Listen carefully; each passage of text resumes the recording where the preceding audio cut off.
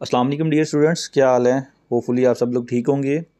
Students, आज हम लोग इस लेक्चर में फर्स्ट ईयर मैथमेटिक्स की चैप्टर 5 की एक्सरसाइज 5.3 करेंगे।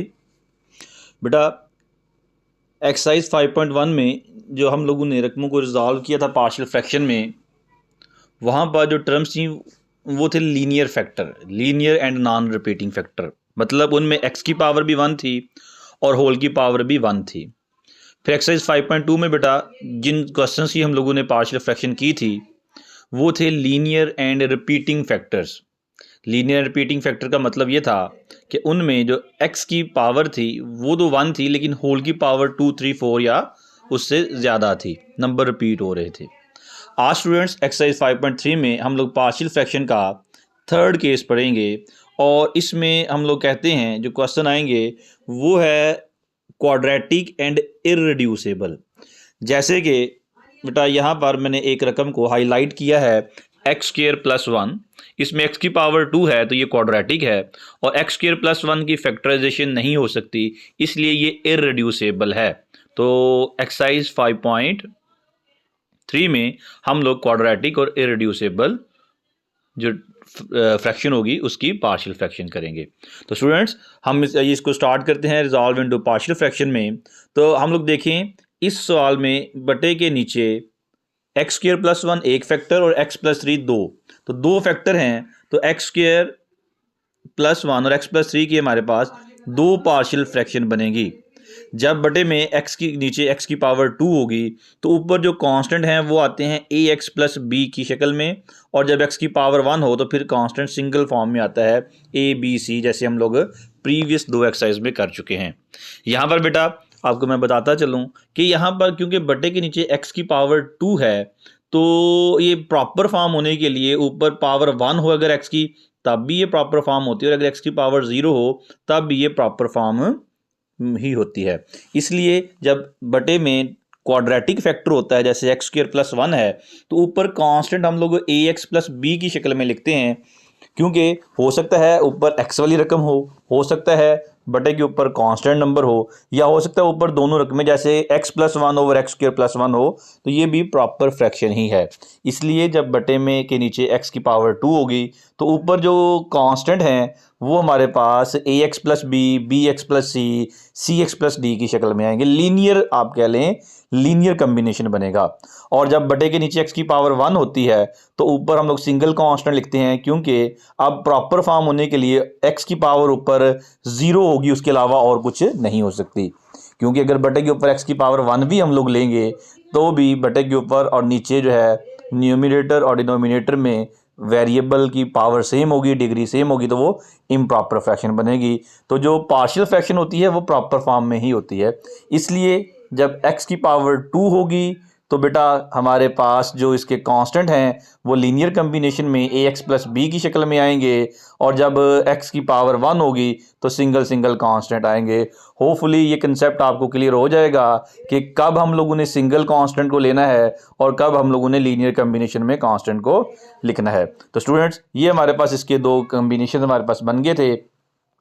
बाकी सवाल सेम है, मल्टीप्लाई कर लिया दोनों तरफ इसी रकम के साथ, हर टर्म को x square plus 1 into x plus 3 के साथ।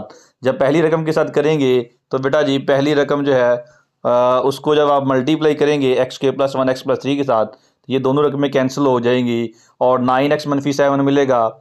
और जब आप लोग x square plus 1 x plus 3 को ए एक्स प्लस बी के साथ करेंगे तो एक्स प्लस 1 कैंसिल होके एक्स प्लस 3 आएगा, और इसी तरह से जब आप सी के ओवर एक्स प्लस 3 के साथ मल्टीप्लाई करेंगे तो एक्स प्लस 3 कैंसिल होकर एक्स स्क्र प्लस 1 सी के साथ आ जाएगा।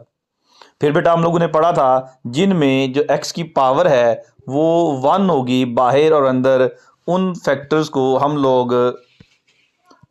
को करने के लिए हम लोग लेट करते हैं इक्वल टू 0, और हम यहाँ पे लेट करेंगे x plus 3 equal to 0। Let करेंगे हम लोग एक्स प्लस 3 जो था, क्योंकि यहाँ पर जो एक्स प्लस 3 है ये लीनियर फैक्टर है जिसमें अंदर और बाहर एक्स की पावर 1 है, तो एक्स प्लस 3 को हम लोगों ने इक्वल टू 0 रखना है। पहला फैक्टर था जिसमें x की पावर 2 है, और जब x की पावर अंदर 2 होगी या बाहर 2 इसके अलावा 1 के अलावा कुछ और होगी, तो फिर हम लोग इसको कंपैरिजन मेथड के साथ, इक्वेटिंग इक्वेशन के साथ कोएफिशिएंट के मेथड से करते हैं। सो बेटा पहले हम लोगों ने x+3 को 0 रखा, यहाँ से x की वैल्यू मिली -3, इसको इक्वेशन हम लोग पुट करेंगे 1 में। ये जो इक्वेशन 1 को मैंने हाईलाइट किया है, तो अब जहाँ जहाँ x है वहाँ पर हम लोग -3 पुट करेंगे, और जहाँ पर x+3 होगा वो वाली फैक्टर 0 हो जाएगा।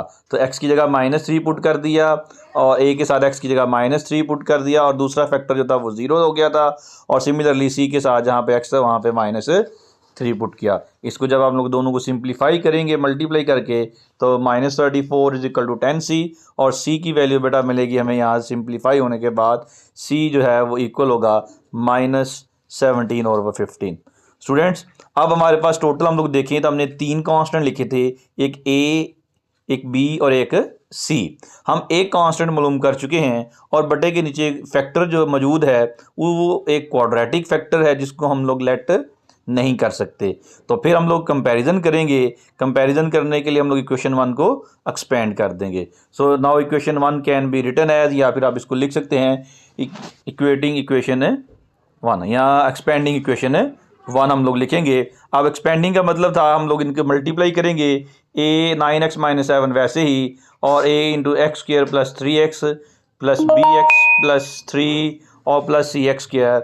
जो हमारे पास नंबर था बेटा जी, ये ax को भी x+3 के साथ मल्टीप्लाई कर दिया, b को भी x+3 के साथ मल्टीप्लाई कर दिया। अब बेटा इनको जब मल्टीप्लाई करेंगे हम लोग, तो ये ax² + 3x + b × x+3 + c × x² + 1, ये फॉर्म हमारे पास इसकी बन गई। अब बेटा हमने टोटल जो थे वो 3 कांस्टेंट लिखे थे शुरू में, एक a, एक b और c, जबकि एक कांस्टेंट हम लोग मालूम कर चुके हैं।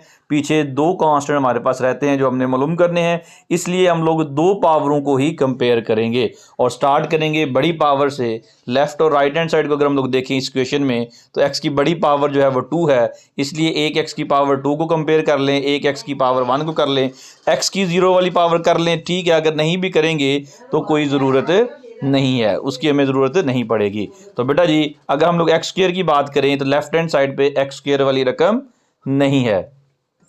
अब x² वाली रकम जो है वो नहीं है, तो इधर लेफ्ट हैंड साइड पे आएगा 0, और इसकी जब राइट हैंड साइड देखेंगे तो x² का कोएफिशिएंट मिलेगा a, और इसी तरह से दूसरा जो x² के साथ कोएफिशिएंट मिलेगा वो होगा c। सो x² के कोएफिशिएंट कंपेयर करने से हमें मिलेगा 0 = a + c। अब बेटा जी नेक्स्ट जो हम लोग करेंगे, नेक्स्ट जो हमारे पास था वो आ गया 0 = a + c। दूसरा हम लोगों ने x का कोएफिशिएंट करना था, लेफ्ट हैंड साइड के ऊपर x के साथ 9 है, और राइट हैंड साइड के ऊपर देखेंगे x के साथ 3a, और दूसरा x के साथ bx हमारे पास आ जाएगा, तो bx का b आ जाएगा। ये 2 इक्वेशन हो गई। इक्वेशन 2 में बेटा जी हम लोगों ने c की वैल्यू पुट करेंगे तो a की वैल्यू आ जाएगी, और a की वैल्यू इक्वेशन 3 में पुट करेंगे तो हमारे पास b की वैल्यू आ जाएगी। ये जो हमारे पास 4th इक्वेशन है इसको लिखने की ज़रूरत नहीं है। मैंने बताया आपको कि ये वाली इक्वेशन आप ना भी करें तो ज़रूरत नहीं है, इसलिए यहाँ पर भी जब आपको कोएफिशिएंट को कंपेयर करेंगे तो x² अगर ना भी करेंगे तो उससे फ़र्क नहीं पड़ेगा। ये चीज़ें जो हैं वो जस्ट बाकी क्वेश्चंस के लिए आप लोग इसको अप्लाई कर सकते हैं। और ये वैल्यू जो है बेटा ये हम लोगों ने पुट करनी है, वैल्यू को पुट करेंगे यहाँ पर इक्वेशन में जिनको मैंने सर्कल किया है, तो ax + b में a की वैल्यू पुट की, b की और c की वैल्यू पुट की। स्टूडेंट्स अगर आप इसको मज़ीद सिंप्लीफाई करना चाहते हैं तो ये आगे अगला स्टेप जो है वो कर सकते हैं, जिसमें जस्ट इनका एलसीएम लिया जाएगा। अगर नहीं करना चाहते तो क्वेश्चन को यहाँ तक भी कर लें तो कोई मसला नहीं है, आपको मार्क्स जो हैं वो मिल जाएंगे। ठीक है, ये हमारे पास बेटा जी इक्वेशन जो थी क्वाड्रेटिक और इरेड्यूसिबल जो फैक्टर हैं उनकी पार्शियल फ्रैक्शन करने का तरीका है। इसी तरह से इसका क्वेश्चन नंबर 2 है, और 3, 4 जो हैं वो इसी तरह के क्वेश्चन हैं।